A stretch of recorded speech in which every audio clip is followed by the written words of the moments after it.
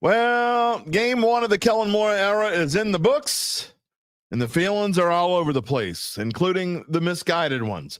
Mano E Monday means it's time for you to get all your feelings out in the open, and it means it's time for the first Derry's Dime of the new season. What about LSU and Tulane? Are we happy with how they followed up their week one wins? And where do we all go from here? Gabe Henderson's here. You're here. Well, we need to go to the start of the Dattitude podcast, silly. How do we do that? I don't know. We click some button. Oh, I think this is it. Let's see if this starts it.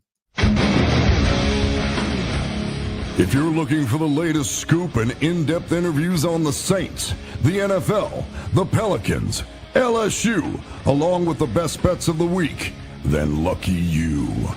Along with high-powered, in-the-know guests who cover our teams, Jim Derry brings plenty of Dattitude.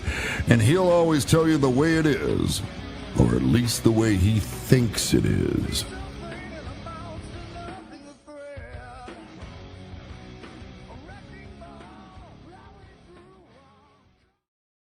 Where you at, Dattitude family? No matter how you feel about the ending of yesterday's game, remember this. You could be a fan of the Miami Dolphins today. Wow. Another thing to remember is this is Dattitude, episode number 412, presented by Evangeline Securities for a Monday, September the 8th, 2025. You know who I am. Or if you don't, you're new and you're like looking around for some content to listen to this morning, watch. You're probably not watching, listening, whatever. You know what it is. I am Jim Derry. I have been the host of this show for 4 years now, 35 years, the New Orleans sports media scene. Thanks for being a part of the Dattitude family. Before I even get to anything else, I do want to say something this morning. Found out yesterday, late last night, as a matter of fact, that a long-time colleague of mine and a basically an icon of this New Orleans community, if you were into high school sports at all, throughout the 1970s and 1980s and 1990s and into the 2000s, passed away last night or passed away yesterday of a heart attack. The great Bill Bumgarner.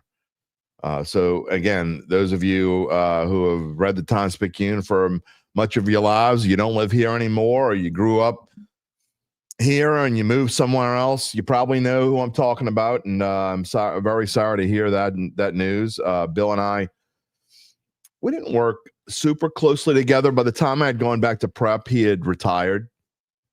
But obviously, my years on the desk and working as a copy editor, he was a stalwart. And I know that people looked up to him and went to him. And you know, it's a moment. If you're a fan of the Times-Picayune, it is certainly a time to just say a little RIP prayer again to a man who was certainly, I'll call him a prep icon. We talked about the retirement of Robin Fambro a few weeks ago. Well, Bill Bumgarner was right up there with Robin and here in the New Orleans area. Anyone who was a fan of prep sports knows who I'm talking about. So we dedicate this show to Bill today. Speaking of this show, you know what is most important about our show? What's not important? What is the most special thing about our show? What separates us from other shows that talk about New Orleans sports or Southeast Louisiana sports? Talk about the Saints, LSU, Tulane. Today it's going to be probably 75 to 80% Saints, considering that it's the day after the opening game. You see the score, 20-13. You knew what it was already. But what makes us different, what makes us special, is that you talk to us and we talk back. You can be a part of today's show and every show live Monday, Wednesday, and Friday, 11 a.m. Central Time by typing in your comments, whether you're watching on Facebook or YouTube. And if you're watching on somewhere else, if you're watching on YouTube but you don't know how to, be a part of the family, it's easy. Go find the Dattitude YouTube page. Click the subscribe button. We want you to subscribe. We want you to like all those good things, and click the little bell to receive notifications when we go on the air. And if you want to get in touch with me, you're like, who is this clown? I got something to say to him, and you're listening after the fact and it's not live anymore. Well, you can find me on X. Easy to find. I'm an easy person to find at Jim Derry Jr. on X, at jderry@theadvocate.com. is my email address. And so that's how we get going here this morning. What is on today's show? You know what is on today's show. We're going to talk about LSU and Tulane a little bit. Gabe's going to come on. I'm assuming that Gabe and I will probably talk more about college football than NFL, but it's up to him. Whatever he wants to talk about, we'll talk about. We'll see. I know I got a lot of comments in the queue. I have my script over the number, so I can't tell how many, but I know when I signed on this morning, there were already quite a few. So y'all can't wait to talk. I'm going to get to you in just a minute. But obviously today we're going to get into what does all this mean. I have a very long dime today. I'm just warning you ahead of time. I am going to show some comments before I get to the dime. Usually I show multiple clips from coaches and players, but I really only have one short Kellen Moore clip, and it kind of goes with what I'm talking about in yesterday's game. And we can say whatever we want. I know people are going to blame Juwan Johnson. People are going to blame Spencer Rattler. People are going to blame whatever you're going to blame. You're misguided, okay? If you're blaming anyone, first of all, I'm not even worried about blame right now. It's about, I've said this before, I'll say it again. It's about what this team is going forward. Don't have all you pie in the sky fans, I love you. Without hope, life is meaningless. But I predicted a score of 20, and I'm not tooting my own horn here. I'm telling you why this show is based in reality, okay? I predicted a score of 20-16, okay? The final was 20-13. The Saints could have had a chance to tie the score or win the game or lose by a point. They had chances to do a lot of things that didn't happen. Okay. You can't blame one person. But here's what we know. The Kellen Moore era opened yesterday, and he wasn't ready. Okay. Kellen Moore was not ready to be a head coach in the National Football League yesterday. That's my opinion. Okay. Now, if you don't believe me, just take a look at the last 2 minutes of the first. The last 2 minutes of the first half is kind of the focus of my dime. And I don't want to get ahead of myself. Again, I'm going to show plenty of comments today. We're going to probably show well over 100 comments today. I want to hear from all of you. We're going to get into all of them. But if you come spouting off that the Saints lost because Juwan Johnson's a bum, you're going to get blasted. I'm telling you right now, you're going to get blasted. If he gets paid to make catches, you're a moron. If you're blaming yesterday's loss on Juwan Johnson, you're a moron. If you're blaming yesterday's loss on Spencer Rattler, you're a moron. There's nobody to blame. It's a collective effort, but it starts to me at the top. Kellen Moore was not ready for yesterday. I'm not even blaming a loss on Kellen Moore. This team, frankly, is overreaction Monday, right? We always have overreaction Monday on week one. Always, every year. If the team, remember last year, the team beat the hell out of the Carolina Panthers, and then even the next week, they beat the hell out of the Cowboys. Oh, wait, maybe we were wrong. I even got involved. I'm like, maybe I'm wrong. We weren't wrong. None of us were wrong. Gabe, they are who we thought they were. I mean, yeah. You want to crown them, crown them. You want to crown the Cardinals, crown them. You want to crown the Bills, crown them. Speaking of the Bills, I know one thing. Watching last night's incredible game between the Bills and the Ravens, I know that neither one of those football teams on the floor of the Superdome are even in the same area code as those two teams I watched last night. Now, if you're a Ravens fan, you're pissed. Again, I don't want to spend too much time on that, but if you're a Ravens fan, the way they let that game slip away, and if you missed it and you went to bed, shame on you, man. What a game. That was probably the best. You know, we all have short memories, so maybe you could say, well, what about this game in 2004? Maybe. I think that was the best week one game I ever saw. I mean, usually when I come home from a Saints game and I start thinking about what I'm going to write for tomorrow, and I didn't write anything until like after the game was over. I was so enthralled from opening kickoff to the end. I couldn't stop watching it. Anyway, so when you're remembering how this season should go, and it's not about just this season. It's about, I said this on Saints Insider's postgame show last night. This team is really, the Saints, are in a rebuilding mode, like officially rebuilding, probably for the first time since, I'm going to go as far back to 1986, okay? Even all the bad teams that the Saints have had since then, if you think about it. No, at no point during the Jim Haslett era would you say they were rebuilding, because they wouldn't admit to it, okay? Jim Haslett took over in 2000 after Mike Ditka just ruined this team, but they weren't saying they were rebuilding. And to their credit, not only were they not rebuilding, they had a quarterback in Jeff Blake and then Aaron Brooks and went to the playoffs and won the first ever playoff game. So that's not a rebuilding year. During the Ditka years, he would never admit to rebuilding, even when he traded the entire draft for Ricky Williams. No.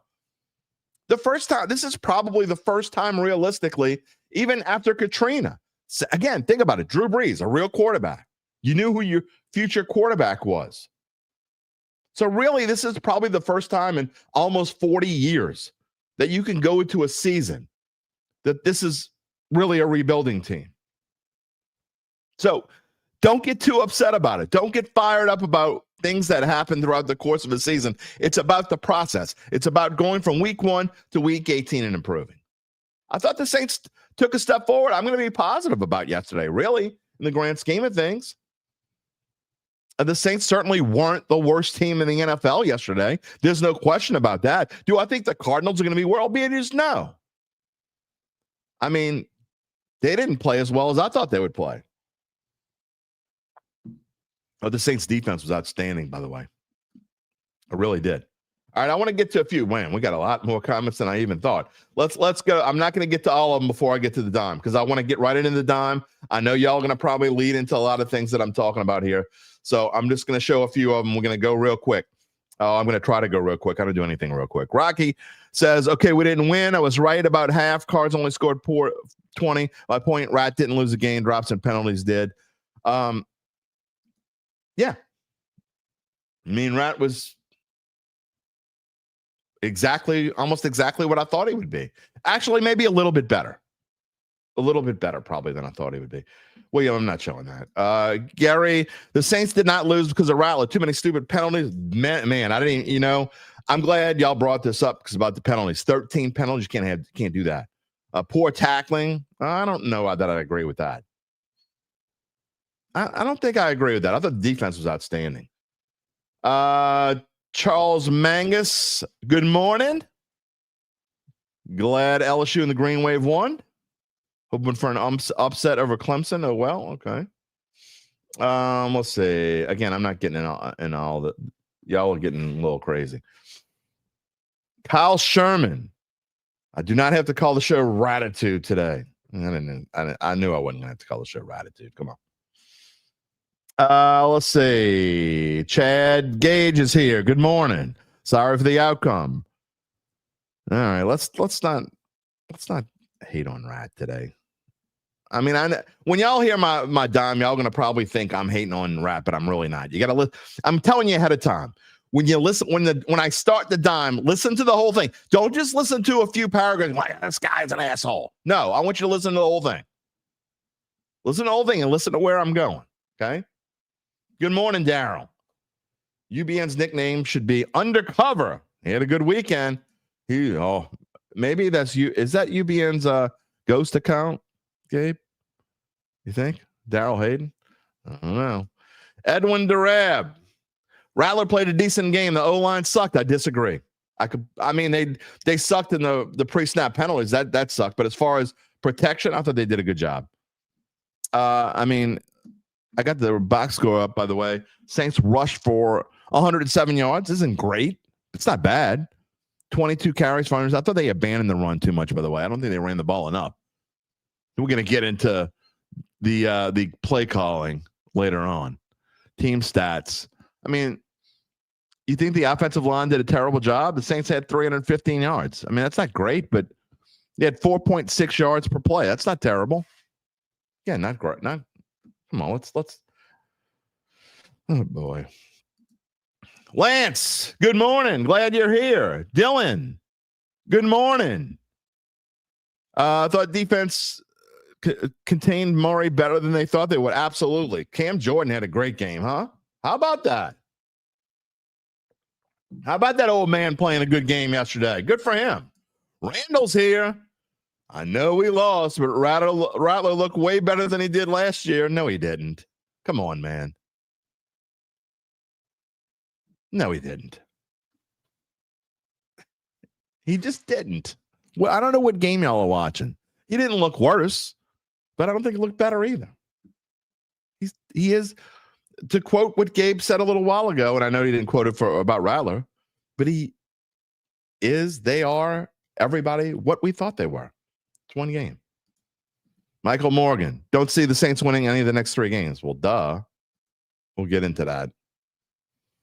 Let's see. Big Valley. More worried about Kellen Moore's coaching and play calling than anything else. Yep. Who dat daddy's here? Who dat, baby? Nola Man. Good morning.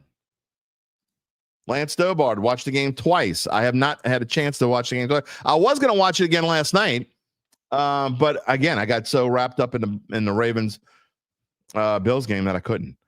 Rat was better in the first half than the second. Of course, he always is. I could see him work through progression. He did not work through progression. I don't agree with that.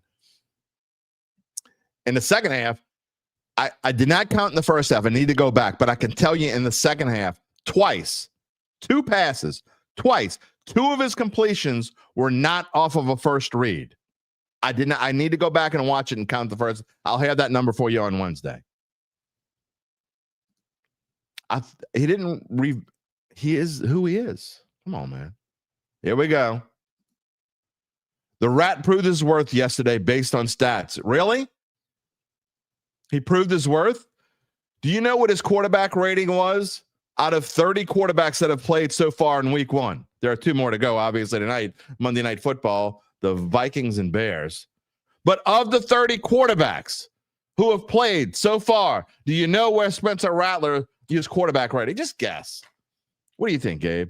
What do you think his quarterback rating was ranked out of 30? 27? Oh, that's a little low, man. 25. It's 25th. You can get to that. So that's, if you want to prove anything based on his stats, if you expect if you're okay with Spencer Rattler being 25th out of 30, hey, it's not 30th. We've been talking about the Saints have the 32nd ranked quarterback room. Hey. Nola Man, Johnson should have pulled the ball down. Rattler had a really good throw in traffic. I'm going to get to Juwan Johnson in a minute. I'm surprised it took that long to get to that one. Infantryman, get ready for the Rattler fanboys to come in and keep moving the goalposts. Never his fault that he's not that good. I'm not blaming anybody. I'm telling you right now. I'm not talking bad about him. Probably not talking good about him either. I don't know. What was the average yard pass by Rattler? Well, I'll tell you. Let's see. Box score. He completed 27 passes for 214 yards. I'm like looking at the stats and they're actually on my screen. I mean, you can figure out the math. I mean, but in Rattler's defense, Kyler Murray honestly wasn't that much better. His rating is better. But, Kyler Murray completed 21 passes for 163 yards. Their average is pretty close to the same.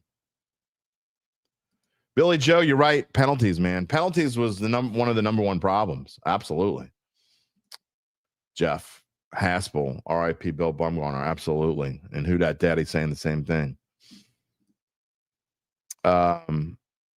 Let's see. Infantryman wants to know, what is the name of the intro song? It is the band called Down, which is one of my brother-in-law, Phil Anselmo's 3 bands that he's in. Right now he's in a reunion tour with Pantera, but the name of that song is by Down, and it's called Here Come the Saints. Easy to find if you want to download and listen to it. Earl's Picks was surprised. Rattler was the guy he has always been since high school. Yes, he looked in charge and comfortable, but that doesn't win games. There were definitely things to be encouraged by what he did. Again, the way he plays is not necessarily Spencer Rattler's fault. Part of it is the coaching. Coming. Again, I got to get to the dime. Trying to show as many as I can. Randall, Spencer Rattler did not play as good as Colin Murray. Give me a break. Not even close. Colin Murray was 21 of 29. He also rushed for just shy of 40 yards. By the way, need 2 more yards. I did a parlay. Kyler Murray 40 yards rushing or more, and Rattler 20 yards rushing or more. Damn it, Colin Murray needed 2 more yards. I'd hit the parlay. It's 4-1. Let's see what else we got to get going. I got to roll. I'm going to come back to some of these. Ronald Christie, good morning. Let's see. I'm not sure. If you're saying Rattler's to blame, I'm not going to show it.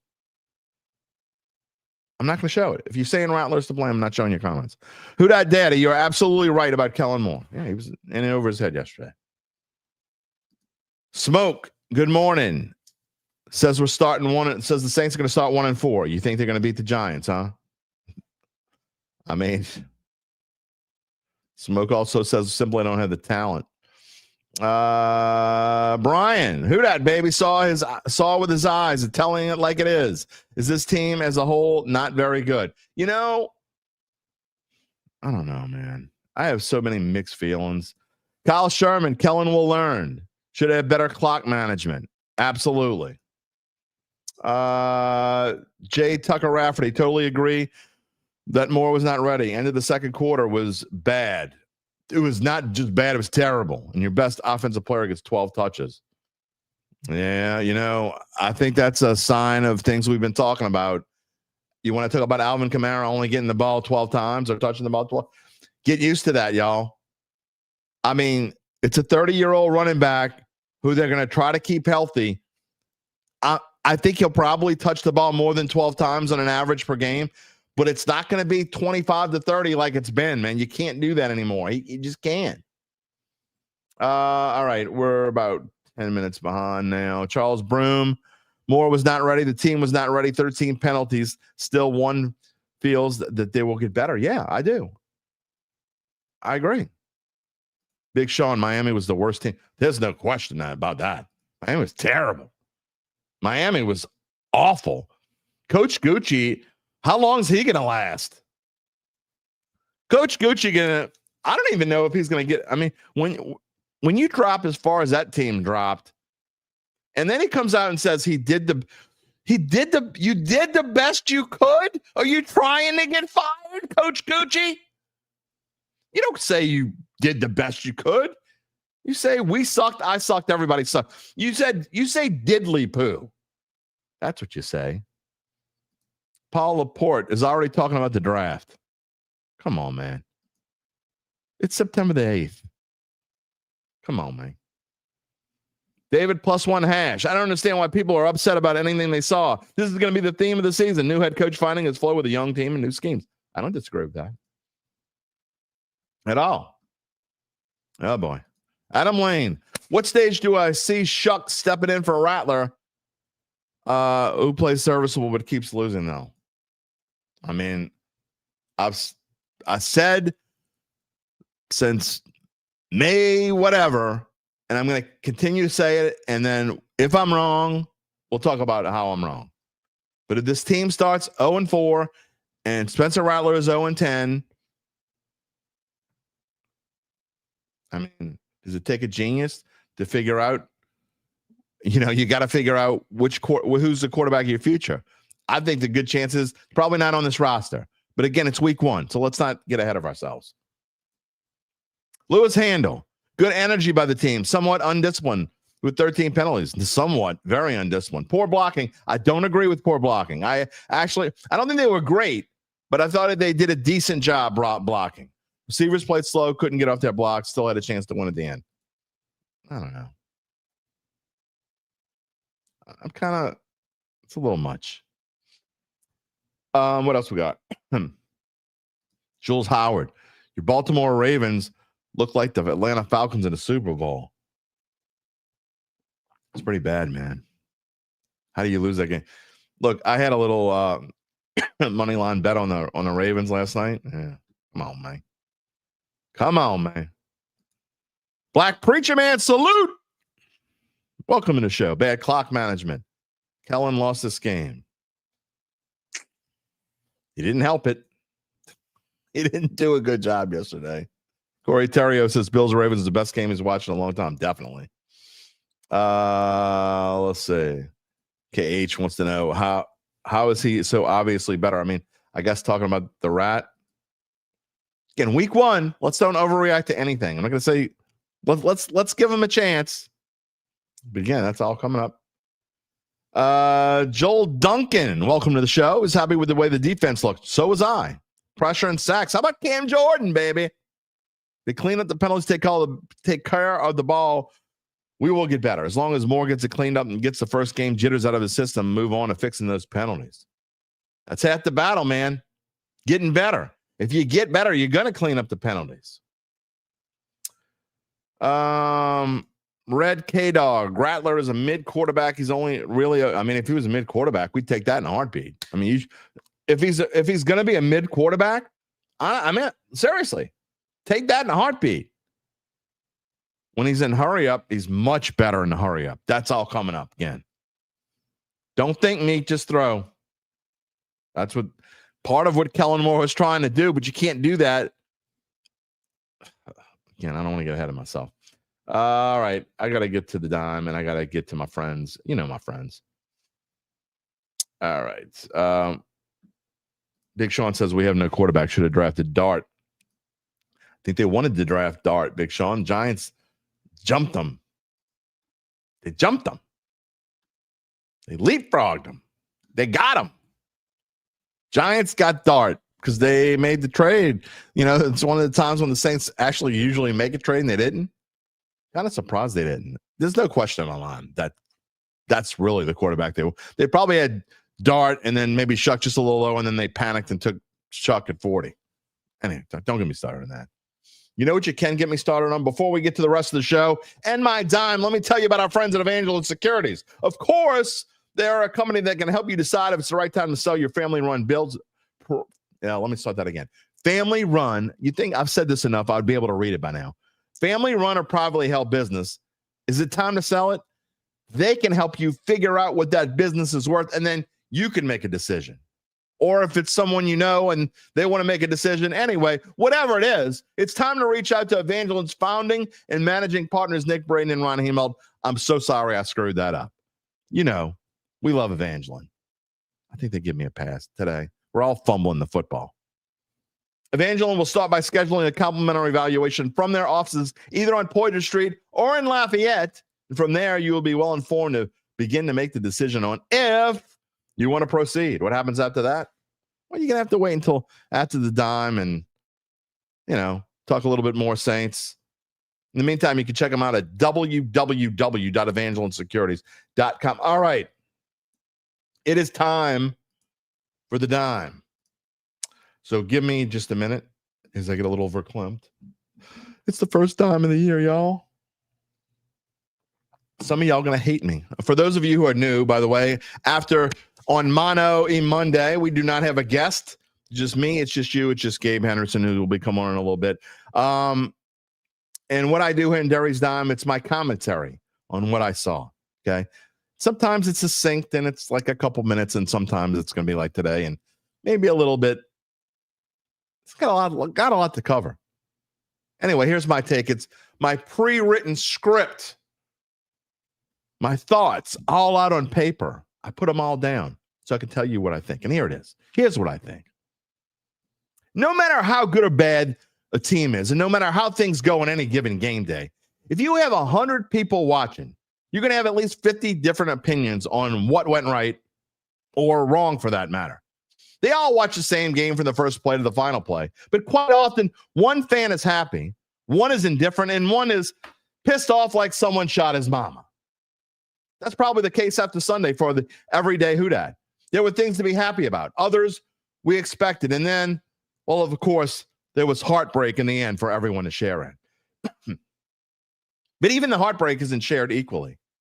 If you ask the typical social media genius, and if you don't know who I'm talking about, just click on the X machine and type in Saints in the search bar, and you'll find them pretty easily. Oh, they know everything, man. Those social media geniuses know everything. And they get me a little upset. I'm getting upset just thinking about it. My heart. The entire game can be placed in the basket of Jawan Johnson, according to them. For dropping a pass that would have given the Saints an opportunity to either tie the score and go for overtime, or more likely go for two with a I don't know. Let's be nice and say 50-50 shot at winning the game. That's if he had caught the pass and then whatever. You know what I mean. The social media genius blames Juwan Johnson for dropping a pass on what would have been one hell of a catch. Not your everyday kind of catch, mind you. That's what he gets paid to do. He's a blankety blank bum. It's Mickey Loomis's fault. They gave him that contract. You see where we're going here. They won't even acknowledge or probably don't even know that Johnson led the Saints yesterday in total offense. And it really wasn't that close. That's right. He had 19 more yards than Alvin Kamara and 22 more yards than Chris Olave. He had 8 catches and was targeted 11 times. But the phenomenal catch he didn't make that could have given the Saints an opportunity to win is where the social media geniuses are placing their blame today. Some, they have it on Kellen Moore. We'll talk about that in a second. The defense was way better than I expected. It's overreaction Monday, so I don't want to get too fired up. But if they play like that each week, they will keep the offensively challenged Saints in games. Offensively challenged? Come on, man. It's all because of Juwan Johnson. Yeah, how about the other 3 points they scored in the second half? How about a quarterback that had, as I told you, a rating of 25th of 30 in the NFL through the league's 15 games Thursday, Friday, and Monday? A quarterback who threw to his first read without looking anywhere else, as he usually does, somewhere around 80% of the time. I'll give the official the number on Wednesday. A quarterback who obviously has put the reins, a quarterback who obviously has had the reins put on him by head coach Kellen Moore, who is directing traffic for the first time in his career. And be clear, I am not criticizing Spencer Rattler for anything he did on Sunday. He played the best he could. The easiest way I can put this is if these Saints had an even average quarterback, they likely would have won the football game yesterday. They would have won the football game because they likely would have been consistent from start to finish. Look at Kyler Murray. Is he a great quarterback? I don't think so. I think he's an average quarterback on an average team who will finish with an average record. My point is, all the Saints fans who thought before yesterday this was a potential 10-win team was thinking and seeing almost exactly what I've been seeing. With those who disagree with me, and I don't see the same whether the Rat can be a winning quarterback, what we disagree about is, what we can agree on is that he's fun to watch. He has swag. He obviously doesn't have the full confidence of his head coach.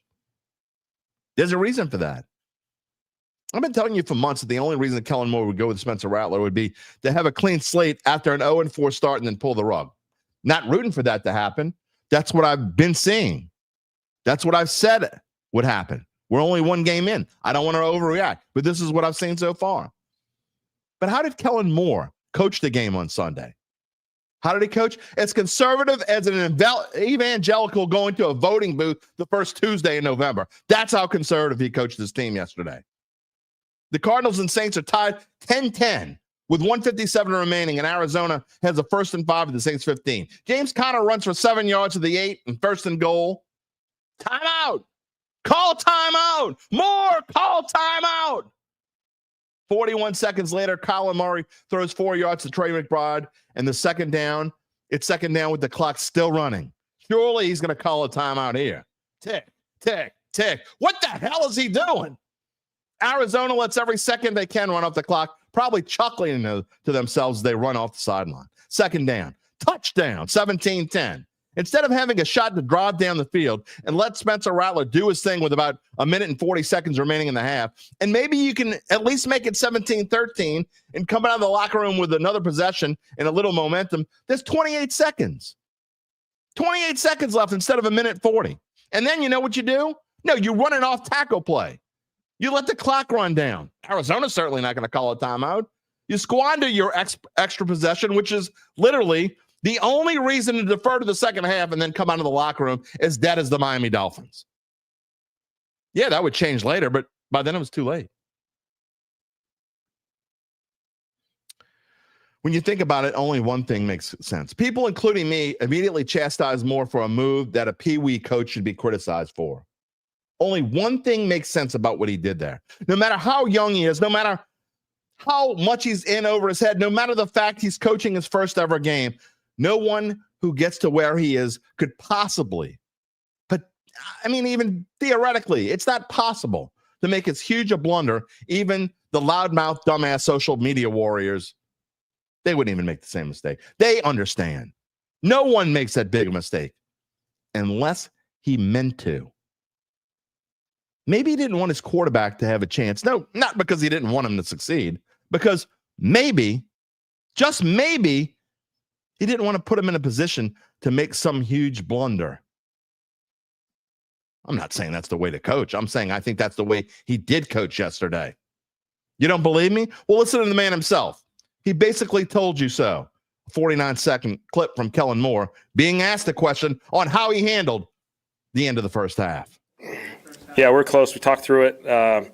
Getting the ball at the end, the start of the third quarter, they still had all 3 timeouts in their pocket, and so we felt like we'd let it play out and then see on our possession, see if something popped there. And if something popped, we'd keep it alive and put ourselves in position. But definitely something that we talked about. With the timeouts, is having a young quarterback like a factor in that? Was there like a part of the discussion saying it's a young quarterback, we don't necessarily want to risk a turnover or something like running the team? At the end of the half? Yeah, at the end of the half. It's certainly something we talked about. We were really close to banging a timeout there, and just stuck with the opportunity that we had. That hey, we'll start with the ball. We still had a little bit of time left to kind of see what happens, and if we were able to gain some yards there, we can play the timeout game, and we'd have plenty of time to get ourselves in a field goal position. You stuck with the opportunity. The opportunity for what? He doesn't even know what to say. He doesn't even know how to. He doesn't even know how to get through his progressions in his head. He doesn't want to tell you, I didn't want Spencer the Rattler to screw it up. Okay, well, here's the thing.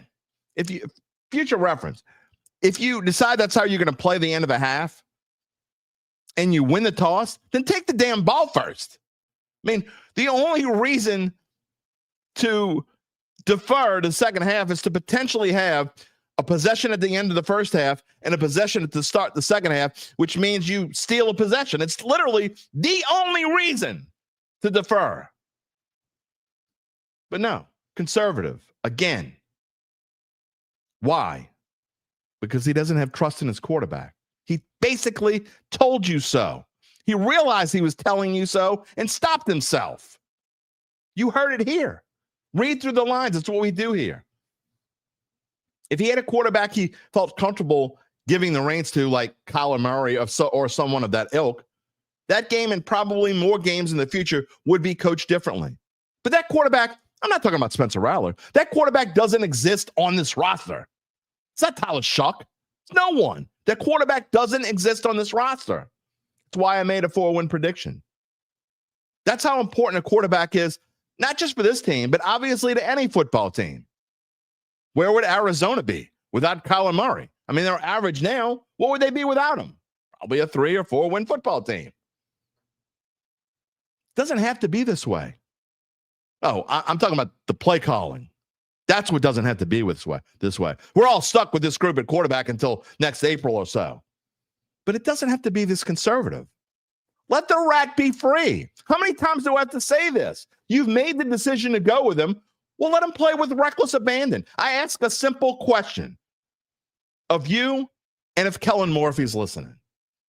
What could you possibly have to lose by letting the rat run free? Will he throw picks? Zero doubt. Will he make incredibly stupid mistakes young quarterbacks make? Absolutely. But what good does it do anyone if you keep scripting plays that have him take a snap and immediately throw to read number 1? Keep it safe and we'll learn nothing. Meanwhile, losing football games will remain as certain as khaki jerseys are ugly. Yes, I was going to find a way to bring that up, and that is my dime. You keep being conservative and scared to let your hand-picked quarterback, okay?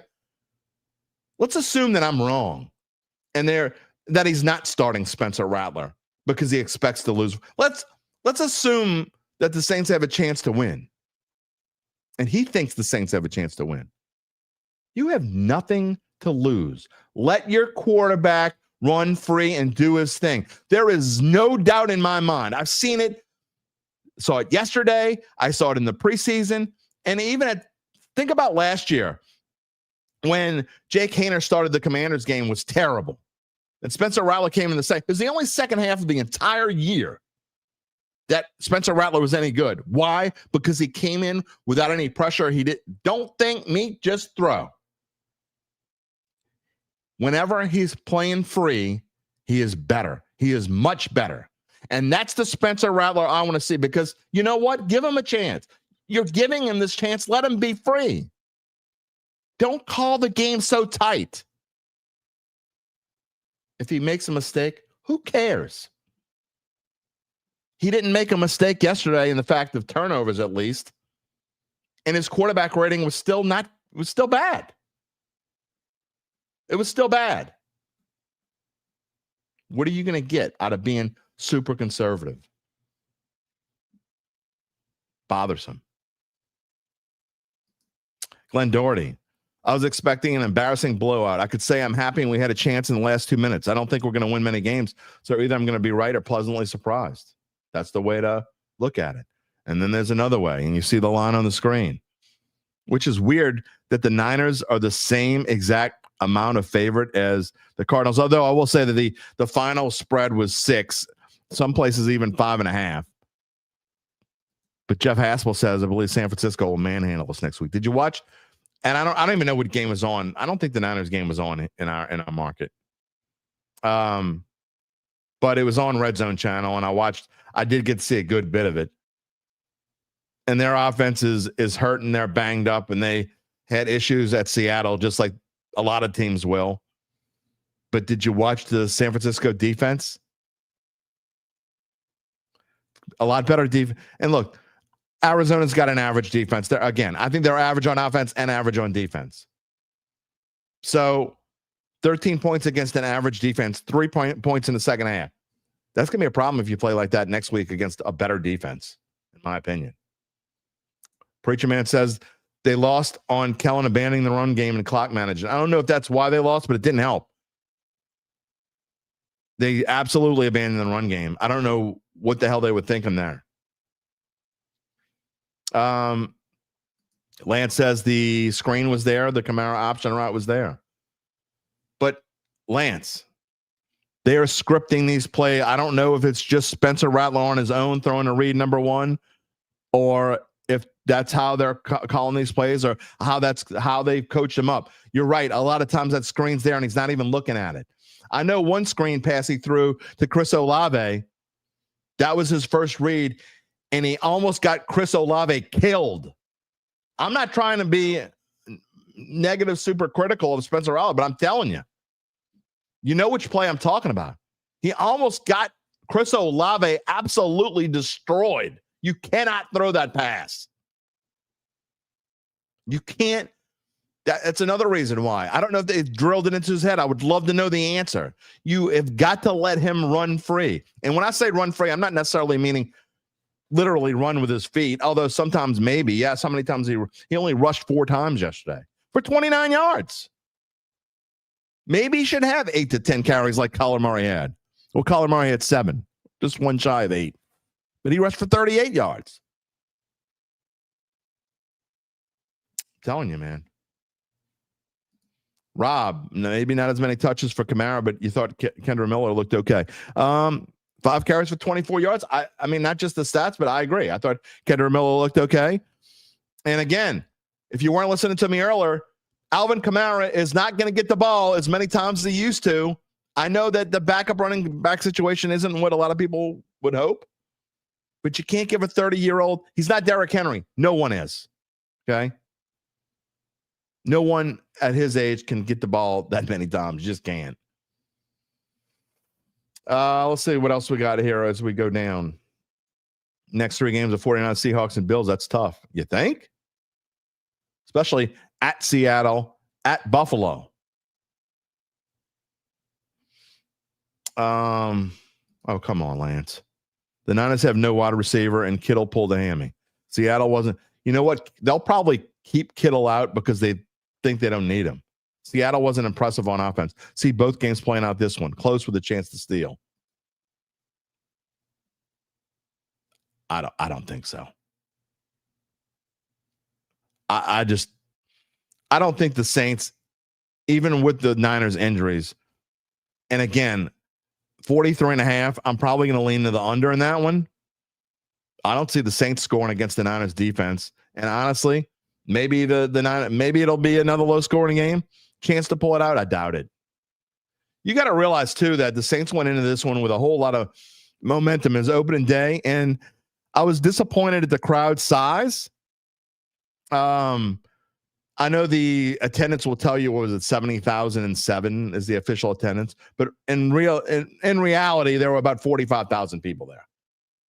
I meant to put a picture of the dome, like opening kickoff or right after opening kickoff, and there was so many empty seats. I mean, tons, especially in the terrace. I'd say the terrace, and I'm not exact. I think the terrace was probably about half full or half empty or whatever you want to call it. I'd say it was about 45 to 50,000 as actual attendance. But that being said, they were pretty loud. Will that continue next week? Will it be as loud next week? I don't know. Scott Evans says the Saints need a taller tight end and a few taller receivers. How tall is Jawan Johnson? I'm going to look that up. Usually I ask Gabe, but I don't want to wait that long. Jawan Johnson is, here it is. He is 6'4". You don't need a taller tight end than 6'4". That's fine. That has nothing to do with anything. William, I'm not sure if you just keep going on about Rattler. William, I'm letting you know right now. Stop it. Tyler sucks too. Okay.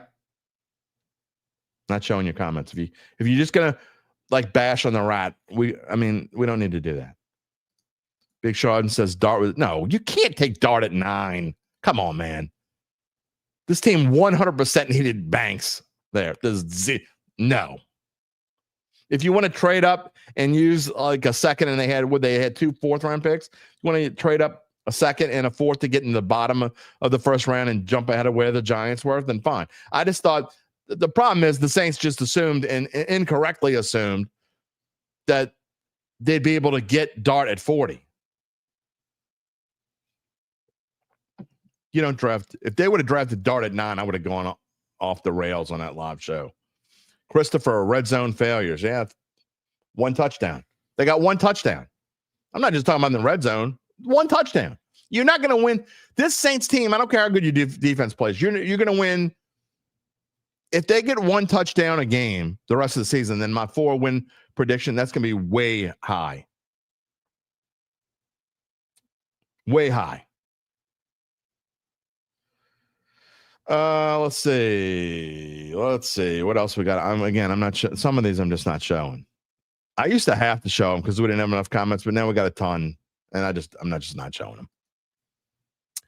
Adam Varner, Rattler was average, threw a lot of dangerous throws. Yeah, I want him to throw more dangerous throws. More. I want him to throw more dangerous throws. I don't want him to kill people. I'm not talking. I want him to keep receivers out of harm's way, but I want him to get out of there. Do your thing, man. Be free. Spencer Rattler, be free. Tedders, I'm right with that take. Thank you. Quentin Bridges. Rattler did an awesome job, but I knew this BS was coming. Which BS? My dime or the fans or what? Awesome. He was the 25th rated quarterback by the NFL quarterback rating they've been using for 4 or 5 decades now. And they're the numbers. The rat lovers they're leaving. It's okay. You can leave. I'm going to tell it the way that I think it is. He wasn't bad, but he wasn't great. Awesome is way overblown. 25th out of 30. 27 of 46 for 214. He only got sacked once. That's actually, that shows that the offensive line actually did a better job than some people are saying.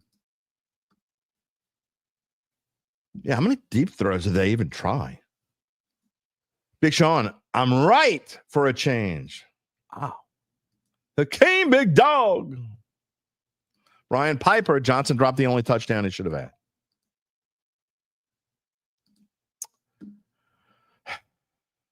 Who dat daddy? Truth. Again, You're bashing Juwan Johnson. You're misguiding it. He led the team in offense yesterday, in total offense. He had 76 of the Saints 310 yards. Come on, man. He had more yards than Kamara. He had more yards than Olave. He had more yards than everybody. Come on. Hakeem, I like what Rattler showed yesterday. They need to turn it loose for real. We have nothing to lose. I don't dislike what I saw yesterday from the person, from what he could do athletically, but I need to see him do more or try to do more. Big Sean, call the game to the quarterback strength like Sean Payton does. You know, all I could think about yesterday, again, I don't want to compare Kellen Moore to Sean Payton, but in the grand scheme of things, you know, Sean Payton came in here as a young coach, and he would have never called the end of that first half like Kellen Moore did yesterday. No matter who the quarterback. He had Drew Brees. We didn't know Drew Brees was Drew Brees then. Still, I don't care who he had then. He could have had Chase Daniel as quarterback. He still wouldn't have he wouldn't have coached the end of that first half like Kellen Moore did yesterday. No. What are you scared of? What are you so conservative for? And look, when it comes to football, I mean, Gabe knows this. Me and Zach get in arguments about conservatism in football versus, you know, be free. And I'm not usually the be free kind of guy. I'm the one that says punt it on first down. I'm the one who says kick the damn field goal.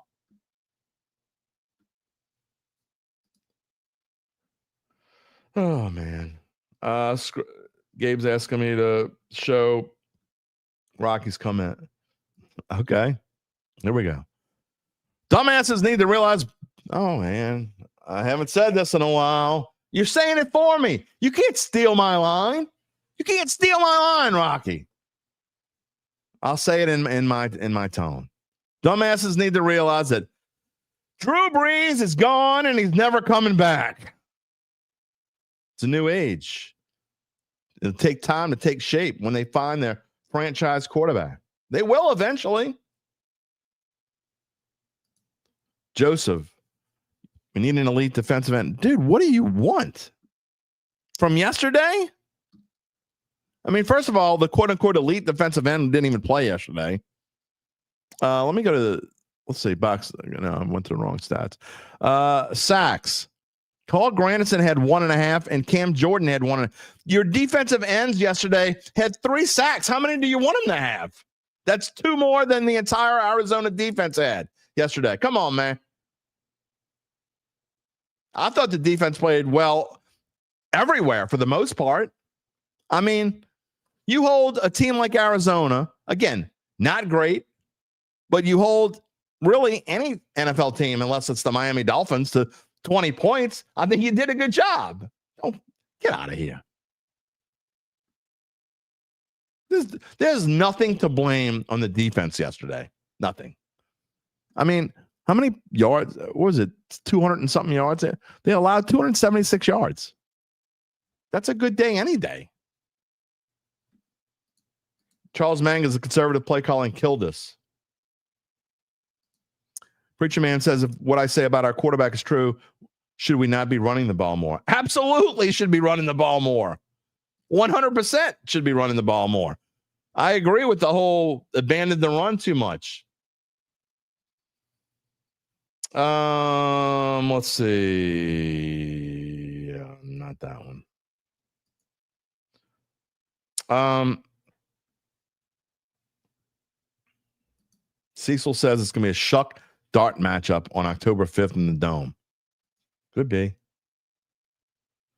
Oh, this isn't even close. UBN wants to know if I would rather Rat, Tua, or Russell Wilson. I'm taking Rat every day. Now, as far if I thought I actually had a team that could potentially win, I would say Tua. I don't ever want Russ. I would take Rat like 5 times over before I take Russell Wilson. Russell Wilson's done. He's the old Russell Wilson is gone and he's never coming back. I don't know. I would take Rat. Big Valley. Where would Derek Carr rank? like 20th out of 30. If you can get right out of, no. Big Valley, no. Derek Carr is definitely better than 20. I'm going to say this again. And yeah, you brought it up, so I wasn't going to bring his name up today. I intentionally tried not to bring up his name today, but you brought him up. Derek Carr, except, let's see, was it 13 seasons? 11 of his 13 seasons. 11 of his 13 seasons. Derek Carr ranked in the top 12 in almost every passing metric in the NFL in 11 of his 13 seasons. So if you want to say bottom of that, just call him 12. No, Gabe doesn't agree that he was in the top 12, but that's okay. If you had a 12th, I don't know, who's the 12th ranked quarterback today in the ballpark of 12? I don't know. Let me think of a team that did average yesterday. I don't know. Brock Purdy? A 12-ish, Gabe? Yeah. What would the Saints do with Brock Purdy? They'd be like an 8 or 9 win football. You give them 8 or 9 wins if they had Brock Purdy, Gabe? I don't know. Yeah. Big difference. I'll ask him in a minute. All right, we got to start moving on because I do want to talk a little bit about LSU. This is what's going to happen here. As we go forward with this show, we got about 35 minutes left in the show. We are going to talk a little bit about LSU, a little bit about Tulane. Gabe's going to come on. He'll talk about whatever he wants. And then I'm going to finish the last 10 minutes of the show will be final comments on the Saints. Does that sound good? I didn't even talk about, how about the Brownies yesterday? There were some things. I mostly had a good day yesterday as far as betting wise and predictions. I was absolutely incredibly stinky wrong about the Miami Dolphins. What the hell did I say? That was so wrong. If y'all go back and watch the Pick'em show from Friday, I mean, like I said 20-16, Saints would fall. I said that the Chargers would beat the Chiefs. I ended up being wrong about Ravens-Bills, but I said it would be a high-scoring, fun game, and it was. Just what a comeback. I had the Packers beating up on the Lions, but I had the Miami Dolphins beating the Colts, and lordy, was I wrong. Anyway, we got plenty of, we still talk about it this morning. Yeah, Daryl Hayden says Sean Payton's first game was at Cleveland. It was. Remember Breeze hitting 6 passes in a row in the opening drive. The amazing part was each pass hit the receiver's dead in the hands. Maybe. I think they only scored like 20 points in that game, if I remember correctly. It was a low-scoring game. It was at Cleveland. Paul Haley. Hello, Paul. Welcome to the show. Is Olave going to start in on the rat for hanging him out to dry like he did Carr? Probably not. But boy, did Rat hang. Man, I ain't seen a receiver get hung out to dry like that in a long time. Yikes. When I say I almost got him killed, I don't know why Olave came back in the game after that, by the way. Rainy Cajun wants to know how long, the real question is, how long is it going to be to build a Super Bowl caliber team the first time? What's it going to take, and how long is it going to take to do it again? I don't know. How long does it take to build the Super Bowl caliber team? For some teams, it takes forever, and they haven't done it yet. I mean, look at the Detroit Lions. They haven't won a championship since like 10 years before I was born, and that's a long time ago. They've never been to a Super Bowl. Jacksonville has never been to a Super Bowl. The Arizona Cardinals, they have been. They went to the Super Bowl. They played the Steelers and lost with Kurt Warner. I don't know. How about you just get better first? They can do that. Earl says, again, I'm not saying this, y'all are. Carr was a quarterback, would have easily won. I can't disagree with you. But I will say this, though. If Carr was the quarterback, then the real rebuilding wouldn't be starting.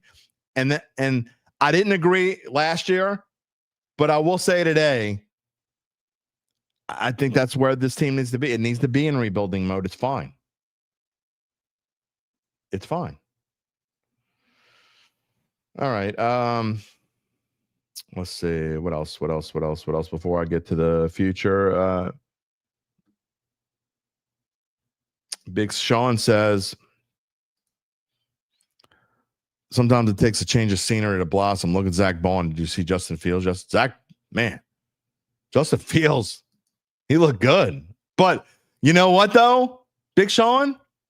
I was kind of hoping that the Saints would get in on the Justin Fields sweepstakes. I still believe in Justin Fields. I said that before. I don't think he's great. I don't think he's going to be great. But I tell you what, man. And by the way, completely off topic. But, man, that was for a game that had as many points in it, the whole Garrett Wilson, Jalen Ramsey, that was fun, man. They kept going. And then I got to give Garrett Wilson props, okay? I thought he was a dumbass at the end of the game, the way he reacted or whatever. But then after the game was over, he went and gave a hug to Ramsey. And respect. All that just screams to me is respect. I appreciated that, man. So anyway, the Jets, you know what? They took on the persona of their coach. They have a decent quarterback. I mean, I kind of think you could compare the Jets to the Saints in a way. I think that if the Saints had Justin Fields, I think they'd be kind of the Jets, and the Jets may end up being okay. Not great, okay. I don't know, man. Too late now. I mean, you can't go get Justin Fields. I don't know. And by the way, Chad saying Rodgers surprised you. You know why he surprised you? Because he gave a damn. What's going to happen in a few weeks when he doesn't give a damn? Don't get me started on Aaron Rodgers. POS. That's a whole different story. Moving on. Again, I promise you, we are going to wrap up the show with final 10 minutes will be final comments on the Saints, but I do want to talk LSU and Tulane. I want to give Gabe a chance. We told you earlier we would let you know more about how Evangeline Securities can help you figure out what your family-run or privately held business might be worth, whether it's time to sell. How do they do it? Well, thank you so much for asking. Lots of questions today. That's a pretty good one. After their complimentary valuation of your company, if you decide to proceed, native New Orleanians Nick Braden, Ron Hemalt, and the folks at Evangeline, they'll begin an extensive auction process from among established private equity funds from around the whole wide world. Can you believe it? The whole world. They'll maximize the return for the founder and his or her family. Evangeline Securities is the top producer on their platform. There are very few companies like them in this area, and none, and I mean none, with their dedication and success. They are fully licensed. They're ready to serve you. So get in touch with Nick and Ron about what's really important. And it ain't whether Coach Gucci will make it halfway through the season. It ain't whether Justin Fields will finish in the top 16 in NFL quarterbacks. No, what's really important? The rest of your life. You can find them at www.evangelinesecurities.com. You know what I forgot to tell y'all? Like all this stuff. I make these banners. I don't even get a chance to see this little special banner here. Please subscribe to the Dattitude YouTube channel and give us a like. I forget to show these things sometimes. I got so wrapped up in your enthralling comments. Yeah, it is what it is. All right. It's Monday again. We're gonna get back to the Saints. I promise. Don't go anywhere. I want to get comments. I'm going to spend 5-10 minutes on LSU and about 5 minutes on Tulane. Gabe Henderson, what is your biggest takeaway from the entire weekend so far? Doesn't have to be Saints. Well, I'm trying to find an answer to Scott Hartman's question. The odds are not live at DraftKings anymore, so we don't know. He asked if the Saints were still favored over the Jets, and we just don't have an answer right now. Yeah, we don't have an answer. Yeah, I would imagine not. I would imagine not after what we saw from the Jets yesterday. Let's go diving in. That might be my biggest takeaway of the weekend. You asked that. Justin Fields looked really good. He did. It looked good. I saw things from him yesterday that just showed maturity as a quarterback. And I thought he was decent with the Steelers last year. And when he started out the season, he looked really good yesterday. And I really liked what I saw from the Jets offense in total yesterday. Yeah, I agree. How about them Texans? How about them? Heartbreaking. No joke. Like game. No joke. All kidding aside, I think the Rams might be better than I thought they were. I mean, I thought they were going to be okay. And again, I don't want to do overreaction Monday. We didn't even talk a whole lot about overreaction Monday on today, which maybe we'll do that maybe on Wednesday. We'll have more overreaction Wednesday. I don't know who my guest is yet, but I do know. It's Clint Gilbo. And I'm trying to get San Francisco. I'm trying to get someone from San Francisco. I really want to get someone from San Francisco on for 10 minutes to advance the Niners and get their take, because Gabe, the Niners, I thought were, they were pretty lackluster. Obviously, the injuries bothered the Niners, but Brock Purdy found a way to win it in the end, and I thought that the Niners did a good coaching job. Yeah, they did. I mean, they showed up when it matters most, and that's all you can ask from a good team. They've had injuries all day, and can we talk about real quick how hard it is to win a division game in week 1? These division games in week 1. I mean, we saw they're hitting multiple times around the league last week, and it was an impressive win for the Niners. We'll see what and look, again, that is a super tough to play, as the Saints will find out in 2 weeks.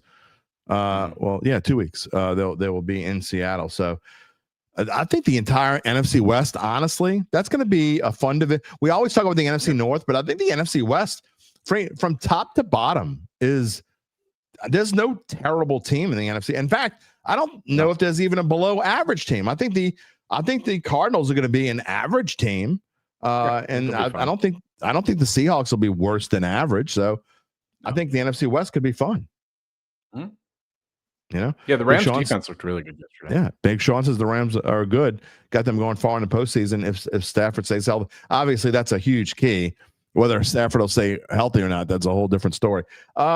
Interesting. Daryl Hayden says, did we know that Pete Werner was plus 1,100 to get a sack? Demario Davis was plus 450. Well, Pete Werner got a sack.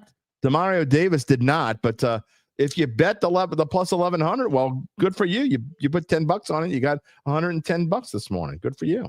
So there you go. Yeah. NFL Falcons still find a way to lose. Man, how did they lose that game yesterday? No. Don't say how did they lose. I knew as soon as Young Wei Koo stepped up to take that kick, I just knew he was going to miss it. I can't be alone in that sentiment. I really can't. I just knew he was going to miss it. I don't know how you knew, because I didn't know. That's weird. It was so obvious that he was going to miss that kick. Before we get to anything, what are your thoughts on tonight? We're going to move on and talk about LSU and Tulane real quick. But as I go here and try to do, when I try to do stuff live on TV, I usually screw it up. But tonight, the Vikings are a 1.5 point favorite over the Bears on the road. This does not count towards our contest, but what is your thought real quick? And I usually make a slide for Monday Night Football, but it's week 1 for me too, and I forgot. But who you got tonight on this game? I haven't even given it a thought. If I gave you 20 of my own dollars and said you got to bet it, or you don't get to keep it, you got to bet it, and if it wins, I get half and you get half, what would you do? I'd take the Bears. I'm not saying that, by the way. I'm not giving you half. I'd take the Bears, I think. All right, part of it is because I would take the Vikings, but I don't love it either. I'll probably just put a few bucks on it just to make it fun. But I'm with you. I don't have great feelings on it either. I don't like McCarthy. I think he's overblown. And I do like the way that Caleb Williams played in the preseason. We'll see where it goes. I don't think Ben Johnson's going to be the end-all, do-all, but I think the Vikings are probably going to take a step back. Yeah, I think so too. Not to and they're missing a lot on offense. Not to derail us one more time, but I will say I think we saw yesterday how important Ben Johnson was to the Lions. Yeah. I'll leave it at that. There's no doubt about that. Rob says he's got the Vikes plus 1.5. I could see Big it. Sean, I just don't have a feeling either way. Big Sean says he knew Koo would miss too. He saw it before it would happen. You just saw it because you wanted it to happen. Daryl Hayden, this has got to be UBN's ghost account. He uses UBN under profit money. It's got to be. UBN wasn't the only one who won the week. Got to be a ghost account. I had a win. I had a win. I had a really good week, except the one that I lost. I had. It's not going to. I had a profitable week. Friday. I really thought that Florida game was going to be high scoring. Can we just laugh at Florida? Can we take a second to laugh at Florida? Yeah. How is Billy Napier? What a great segue. What a great segue. And I got to say this going into this week's about LSU game before we say anything about this past weekend. as LSU, when we left you on Friday, LSU was an 8.5-point favorite over the Gators. And we were saying, wow, that seems like a lot. Now it's 9.5, and it doesn't seem like a lot. So I will say that. Okay, well, I'm going to say this to any fan getting on their high horse: beware of an embarrassed team. All the Billy Napier talk, because Billy Napier has been able to, so far at least, keep the ship like there's water in the hull, and they're like plowing it, and they're trying to get. They don't want it to be the Titanic, but this is still a good football team, in my opinion. It happens. They're embarrassed, and I don't want to. What happens when you play a Gator that's pissed off? They bite, baby. So be careful. That's all I'm saying. Yeah, but not in Death Valley. You mean the real Death Valley? Yeah, the real one. Once. Let me tell you, after what Troy went in and did at Clemson, that's not the real Death Valley. Okay. The Florida got caught looking ahead. I think that is the problem. Wouldn't you agree? I think USF's just a good team too. I don't think they'll beat Miami, but breaking news this morning from Ian Rappaport. Oh my goodness, this is not good. This is not this is bad. By the way, there's a comment in the stream, and I had to go look it up. According to Ian Rappaport, Julian Blackmon is feared to have a torn labrum. They're still doing tests, but if confirmed, he's looking at season-ending surgery. Oh, my word. That is not good news for the New Orleans Saints. If you just lost your replacement for the honey badger that you paid this money to, oh, my goodness, Jonas Sanker, you're up. Yeah. Get it started now, Jim. Get the tank started. Yeah. No, we don't do tanks. We make fun of people who say tank. That's true. No, this my team goodness. is forcefully tanking. Wow. So there you go. Breaking news. I forgot to bad. Julian Blackmon, according to Rappaport, they need a second opinion, but if that is the case, that is really usually when you need bad. A second opinion, it's not good. Usually when you need a second opinion, you don't need a second opinion. Yeah. Yep. Nick Underhill 30 minutes ago reported that it was a significant injury, and now Rappaport is reporting that it is a torn labrum. So, wow, that is. And you're talking about a guy who already wasn't he coming off of a injury that kept him out forever? I don't know.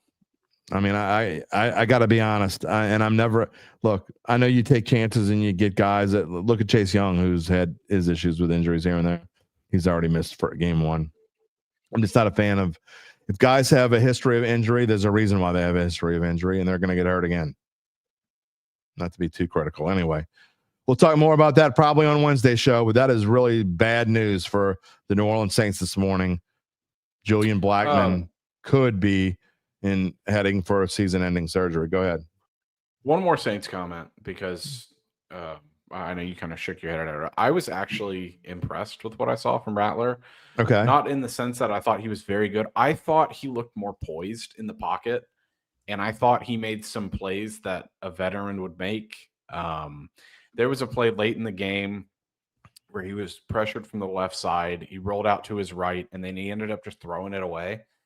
And I know that's not an impressive thing, but I saw it, and I was like, you know what? I'm not sure that's something we see from Rattler last year. That's the best you can find. I know, but there's little things that show some maturity at the quarterback position. You know what I would almost thought he played okay. You know what I would almost wish they would do, and maybe this is a bit much, but I almost wish that they would go to a 2-minute offense. Yeah, I think. I mean, and I never really thought this because a lot of times in a 2-minute offense, you do need to look around, but I just think he's better when he just. And I don't mean this in the way that it's probably going to sound, but when he doesn't think and he just plays. The old line from the movie don't think, meat, you're hurting the team. I mean, don't think, just go and do your thing. And he got him down the field at the end. He did. And it's not the first time that he's done that. Yeah. At the end of the day, we can say, I mean, you're not putting blame on anyone. Neither you or I believe this game Definitely falls not. on one individual person. At the end of the day, he got them down the field, and he made a throw that whether or not you think Johnson should have caught it, there was a chance that Johnson could have caught that ball. And I'll say this, it was a good throw. Spencer Rattler, it was. Spencer Rattler put his team in a position. I agree. But then the next throw was terrible. Get back in the game. Yeah. I agree. Down throw was terrible. I mean, look, it's fourth down. Just throw it in there, and if it gets picked, who cares? I mean, that one's throw it away. No, I didn't say his best throw was a throwaway. Earl's maturity. Yeah, I mean, that was a moment that I thought showed some maturity from Spencer Rattler. By the way, those a lot of guys. Those wondering the injury on Julian Blackmon, again, we're talking about potential. Ian Rappaport is talking about potential possible torn labrum, which would require season-ending surgery. Charles Mangus, you're asking, is that a shoulder? Well, here's what AI says on Google. A labrum, because I want to look it up. I knew it was in the shoulder, but I don't know exactly where. Well, here it is. What it is. It's a ring of strong fibrous cartilage that lines the rim of the shoulder or hip socket, deepening the cavity and increasing joint stability. A labral tear is an injury to this cartilage, commonly caused by trauma or repetitive stress from activities like sports, blah, blah, blah, blah, blah, blah. And I think almost certainly in this case, we're talking about the shoulder. I don't think it would be the hip. It's almost always the shoulder when you're talking about a labrum with athletes. All right. Let's move on. I want to talk about well, I'll show again. I'm going to come back to Saints before we end the show here, but a little bit more on LSU. Look, they didn't play well on Saturday night. Nope. Brian Kelly said that the whole team, honestly, I really liked what I saw from Harlan Berry. I want to see more. To hell with his red shirt, just let him play because I think they need him. I think there's one thing that this team desperately needs going forward. I think the defense was good, not great. Mm-hmm. I thought the offense was not good, not horrible, but not good. They need it's clear that they need to do something with the running game, and they need more than one guy. One guy's not going to do it. They need to start running the football. I think they need to do something at their offensive coordinator position. Well, that ain't happening. So let's move on. I mean, no, it's not. I just think let's talk about things for the last 2 years. For the last 2 years, we've sat here and said LSU needs to run the ball better. They need to run the ball better. They've got really good talent in that running back room. I mean, Barry you mentioned it. Barry looked really good. I thought Caden Durham looked okay on some runs. Right, but you can't just have Durham and then two different kinds of backs. I feel like Joe Sloan is trying to be the smartest guy in the room because you see all of these pre-snap motions, all of these misdirections, all of these gadget players moving across the offense. They can't just line up and run between the tackles. It's just not something they can do. They haven't been able to do it since he's been offensive coordinator. Yep. And I think if it continues this way, it's really going to hurt this team. And I need to see some of your playmakers get more involved. I'm sorry. Barry Brown is not better than Nick Anderson. Stop trying to force feed him the ball. He's fast. He's getting open.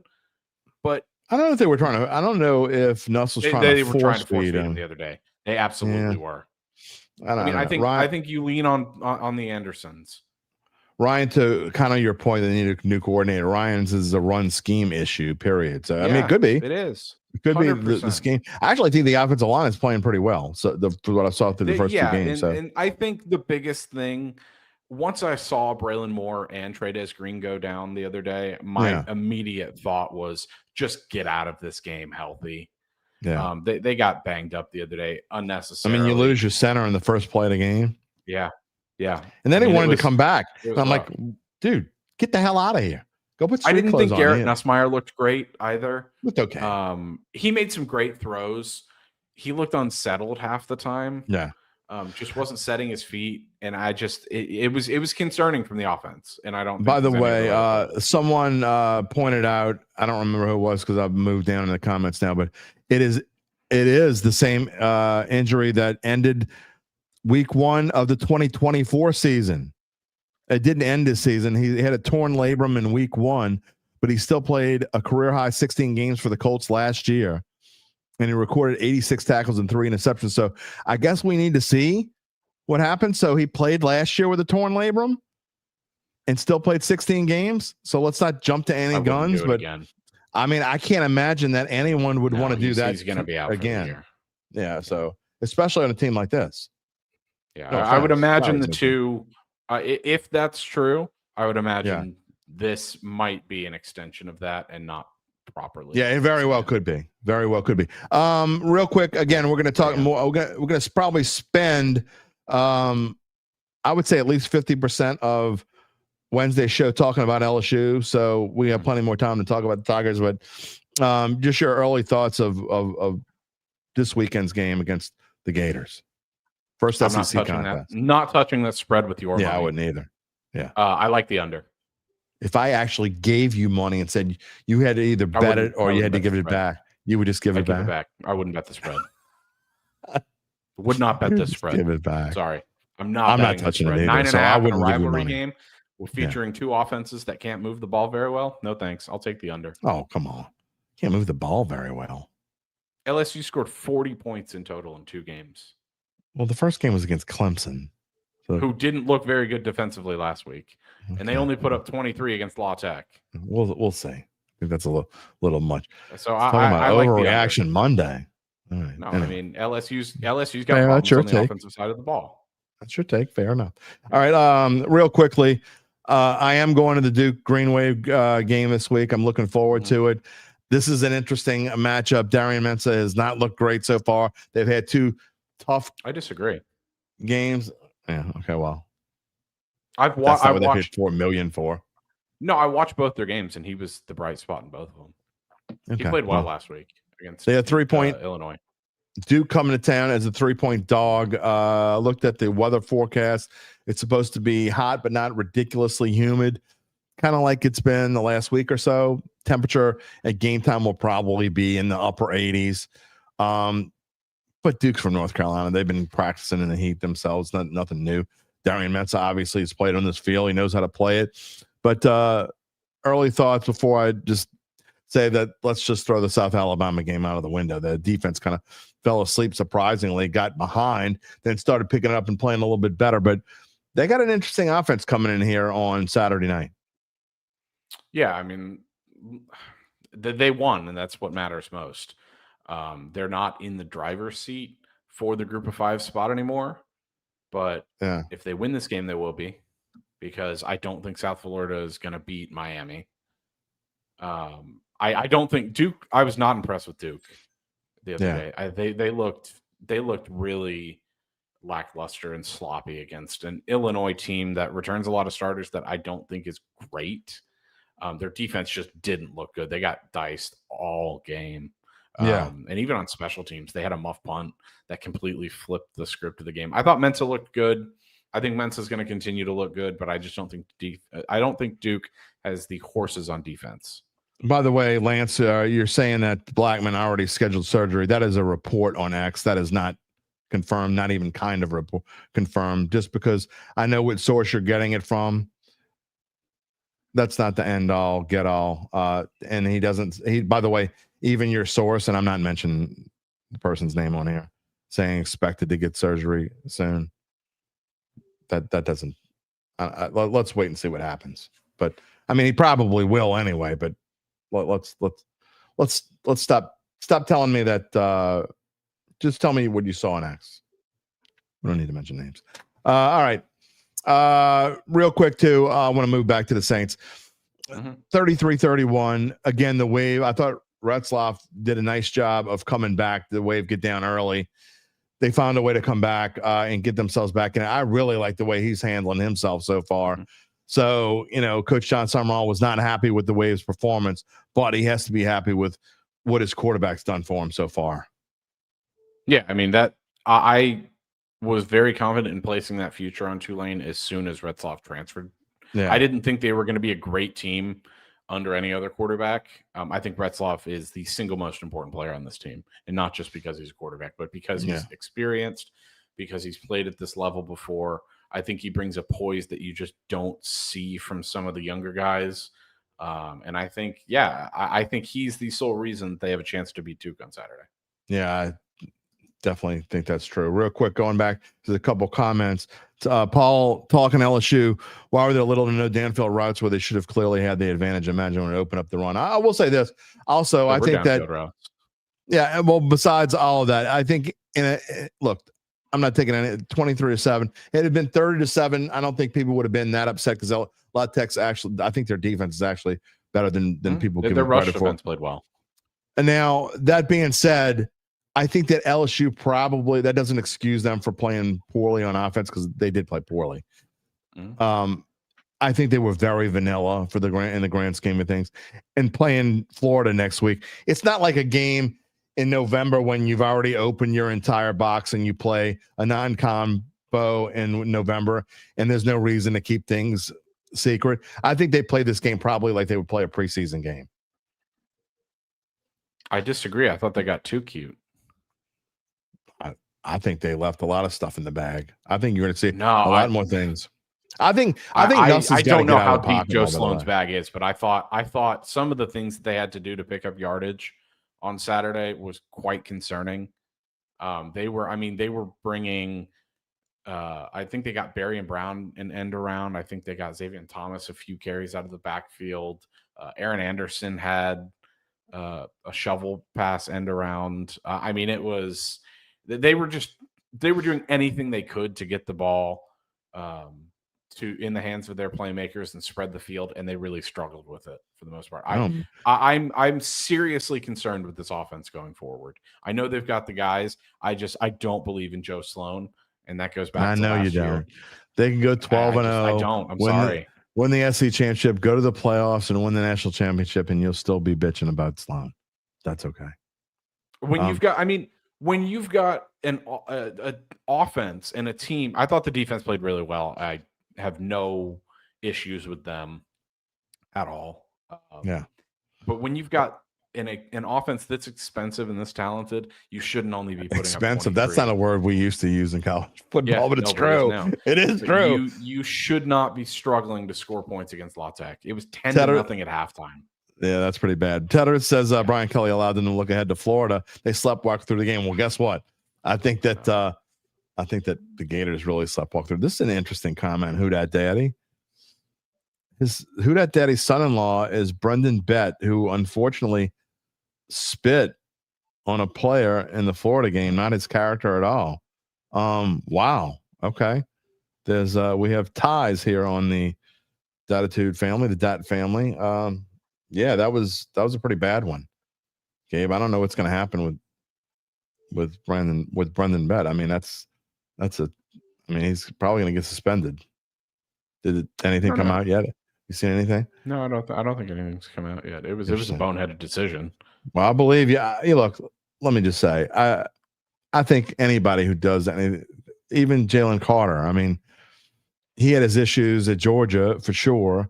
But you would hope it's you would hope it's not in anyone's character to spit on another man or spit on anyone, not just a man. I want to tie this in. I want to tie this in with something because I don't remember who. I think it was Rocky who mentioned it earlier. You saw what happened with Lamar in the fan, right? He pushed the fan back. Yeah. Lamar is 100% in the right for doing that. I don't know when we as human beings decided that it was okay to act with this much disrespect at a sports game. We're spitting on people. You say that, and it's fun. Funny you say that because my wife wasn't really watching the game, but she was sitting there with me while I was watching it, and she would look up every now and then and say something about the game, whatever. But there was a moment I looked at her. I'm like, what would make a person? Derrick Henry is running down the left sideline to score an easy touchdown, and someone throws a bottled water or something out of the stands at Derrick Henry, and could have hurt him if it goes. I don't know if he was wearing a face, whatever. It could have hurt the dude. Okay, I know it's Derrick Henry. You're probably not going to hurt Derrick Henry, but in the grand scheme of things, what makes someone in the stands say to themselves, even if you're drunk off your ass? Well, he's drinking. It was a bottled water, I think. What would make someone say, you know what? I'm going to throw this at a player who's running down the field, or throw anything at anyone? What would make someone think that's a good idea to do that?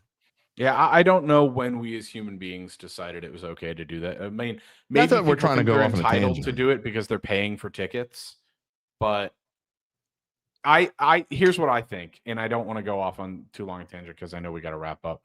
I think it's similar with Anthony Rendon a few years ago. Some guy was like reaching through the net in the dugout and like talking to him, and he grabbed the fan by his shirt around the neck. Yeah. If you enter the field of play at any point, like that guy did last night, even if you lean over, fair game. Yeah, and then he touched fair game. Yeah, if you touch a player, they touched have every right to touch you back. And I know the leagues won't ever agree with that because it's a horrible look for the league. Yeah, but I don't have a problem with it at all. I didn't bring it up because I don't. If you enter the field of play and you really make this decision, if you touch my boy anyway, I'm sorry, but if you touch my boy, I'm probably coming after you anyway. So. Yeah, that was a grown ass man that did that yesterday for all intents and purposes. That's not grown ass, dumbass. People are saying that Lamar is going to possibly face suspension or punishment. No, he not at all. Because what he did honestly was tame compared to what he could have done. He'll probably get probably going to get a little fine. Yeah, probably. But that's a slap on the wrist. Yeah, exactly. All right. But and I'll end on this because it's related. DeAndre Hopkins, that catch that he had. Oh my God, that catch was insane. It's incredible. He is the man. It's got to be one of the top 5 just pass catchers. One of the top 5 of all time. One of the top 5 I've ever seen. And I'm not saying this like because Larry he's a Fitzgerald. Texan, but I'm saying this because I've seen the quarterbacks that have thrown to him. He's severely underrated as a wide receiver in this generation because he's made lemonade out of lemons. You know what? He could have not had a number or a name on his jersey. I would have known who that was. Exactly. That's scary. All right. Well, we'll see you on Wednesday, and we'll have plenty more to talk about. And then good. Pick 'em Friday. You'll get a chance to make up for it, and UBN will be bragging and gloating like nobody's business. See you Monday. Not Wednesday. Sorry. Yeah. All right, everybody. Wednesday. Preacher man, you're right. Doesn't put anything past a human being. They're subject to do whatever. But what makes the human brain work like? And I don't want to get on again. This is a sports show. What makes anyone think here comes Derrick Henry. I hate Derrick Henry. I hate the Ravens. We're going to lose. Well, I mean, they didn't lose, but I'm sorry. Judging by the people walking out of the stadium, they thought they were going to lose. I'm going to throw something at this man. You're an idiot. And I turned to my wife and I said, that guy not only should be kicked out of this game, but if you're that stupid, you should never be allowed to attend. You can't stop someone from going to any sporting event, but you certainly can stop them from going to a Bills game ever again. If some idiot, I'm going to tell you this right now, if some moron Saints fan who had season tickets for 40 years was sitting in the end zone and Bijan Robinson is running down the sideline and is about to go to the end zone, and a Saints fan who's had season tickets for 40 years throws something at him, not only do you kick him out, but you don't even let him ever come back. It's my opinion. Clement says bad parenting. Could be. But I mean, it could have been somebody that's 60 years old too. Just saying. David +1 # hot take society with an entitled mindset equals these issues day. Can you imagine someone I think if you did that kind of crap in the 70s, and here I am bragging on and so who knows how old the person is. You did that crap in the 70s, you might get your ass kicked by someone in the fans. How stupid that is. Great show, says Charles Magnus. If you got Saints comments, you better get them in now because we're about to go bye-bye. I appreciate you. Rocky, I appreciate you. I appreciate all the members of the Dat family on this. It's pretty tame, I got to say. I know that you have gotten used to me saying if you want Fanboy podcast and be a little bitch, basically, then you probably need to go to another podcast, the Fanboy podcast. I thought I was going to get a lot of we got a little bit of it, but not many. I thought I was going to get a lot of Juwan Johnson sucks. I thought that was really what I was going to have a lot of, and I didn't get that. A little bit, but not bad. Maybe it's because they realized when I said it that Juwan Johnson led the Saints in offense. I don't know. Daryl Hayden says, so once Fat Albert said, like summer vacation, no class. No class on the show. Hey, hey, hey. Hey, hey, hey. Who woke up on Saturday morning and watched the I did.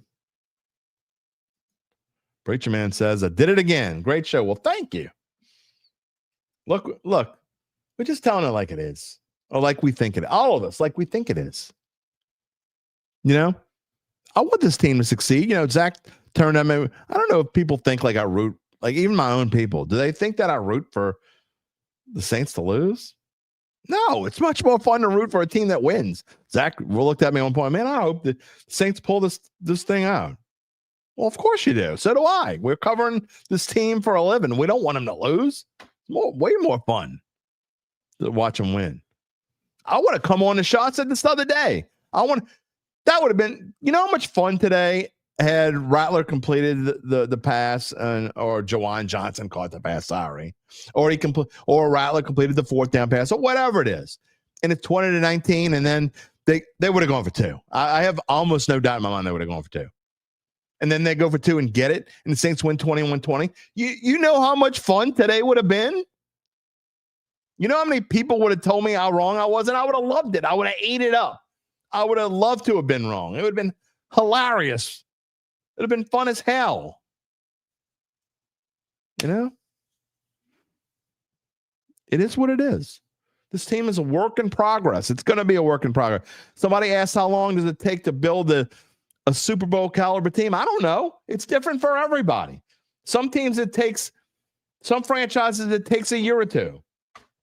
Some franchises it takes forever. Some franchises never do it.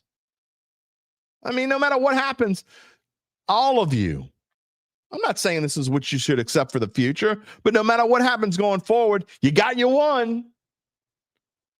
They won a Super Bowl. I mean, I'm not getting on Gabe, but he's hoping his team goes to the Super Bowl sometime soon. They might. Who knows? Did you ask how long it takes to build a Super Bowl team? Who knows?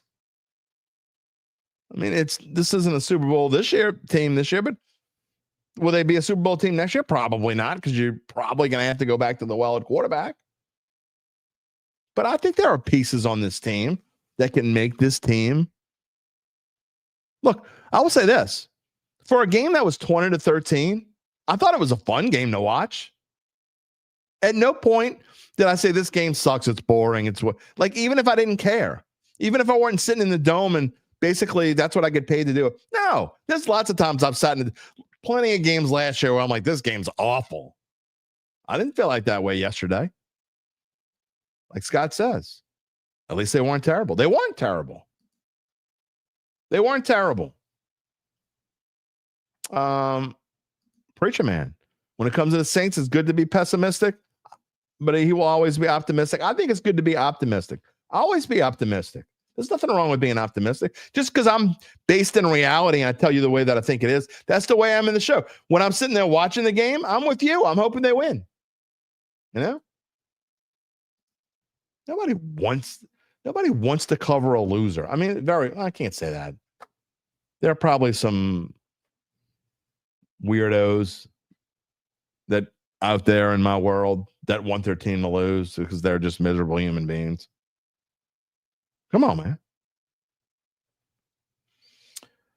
Last comment of the day. Jason, I don't think we've heard from you today. It's a long one, but I'll read most of it. If you'd have told me before the game that Rattler would throw the ball 46 times without a pick and only 1 sack, I would tell you were dreaming. That's true. Absolutely. I thought Moore left something to be desired. No question. The pre-snap penalties is coaching. Partly.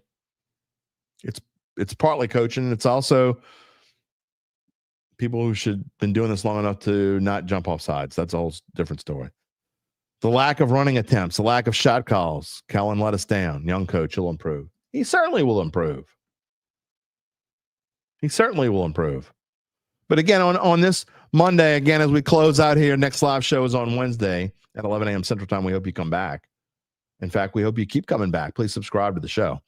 I'm just going to say that, look, this team, I feel no different today.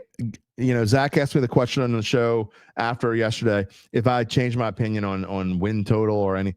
I don't feel any different about this team today than I did Friday. And it's not a bad feeling.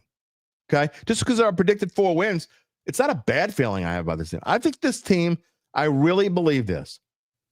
I think they're going to be fun to watch all season long. I never really brought this up. At least I didn't bring it up enough earlier to say that, you know, another thing I said to Zach and Rod Walker, who I was sitting next to at the game yesterday, is I was really interested is when it was 20-10 and before the Saints came down and the drive stalled and they kicked the field goal. One thing I turned and said to Zach and Rod was, I am really interested to see how this team does now. When you pretty much know you're going to lose, I mean, because I would have bet the house they were going to lose. Now they did, but the fact they even had a chance to win was surprising to me. But when you know you're going to lose for the most part, how do you react? And at least on yesterday, on this one day, I thought the Saints reacted fantastically. They didn't win the game. They didn't make the play. But they had their best drive. Their best drive was probably the first one when Kamara scored the touchdown. But their second best drive, I thought, was the one when they scored no points on. They drove down the field. They put themselves in a position. Don't think Meek, just throw. And it was fun. SJG8 Saints fan. I know I'm late, but did anyone see Blackman could be out with the same shoulder injury? Yep. We talked about it, unfortunately. I'm going to do a little refresh here and see if Rap Sheet says anything else. Nope. We will obviously have news by this Wednesday show, and we have actually written about it on NOLA.com/Saints. Luke Johnson. I'm going to read straight from Luke Johnson's story here on our show. Safety Julian Blackman is believed to have suffered a torn labrum in the New Orleans Saints' Week 1 loss to the Arizona Cardinals, according to an NFL media report, and he may miss the remainder of the season. It's not clear when Blackman suffered the injury. He played 100% of the Saints' defensive snaps, but he could require season-ending surgery. Blackman also suffered a labrum injury last year while playing for the Indianapolis Colts. He played through the injury and received surgery this January. There's a few more paragraphs on the story, and I'm sure it will be updated later. If Blackman does have to miss extended time, the Saints may turn to rookie safety Jonas Sanker, their 2025 third-round pick, or one of their 2025 third-round picks. So, yes, breaking news this morning. It's not good. Julian Blackman possibly out for the season with a torn labrum. Same injury he was injured with last year. So, anyway, look, let's just keep saying what we're saying.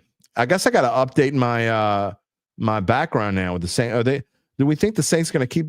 Look, I hated the khaki jerseys, but I did like the khaki/gold end zone. That was better. So maybe I got to update my my page here, my background. Anyway, you know what we'll do by updating? We'll have another live show for you. Again, you see the time and when. But that is going to wrap it up for us today. I thank all of you for being a part of today's show. We try to keep it positive, brother, as best we can. Doesn't always happen, but we try. We have more injury. We have more news for you on Julian Blackman again on Wednesday. We will talk a lot about LSU when we bring on Glenn Gilbo of Tiger Rag. He will be here Wednesday. Again, I am working on getting someone to come on and talk about the San Francisco 49ers. I want to have a segment on if we don't do it this week, I am definitely, it's going to happen. It may not be an every week thing. I may not be able to do it every week, but it is going to happen at some point this year.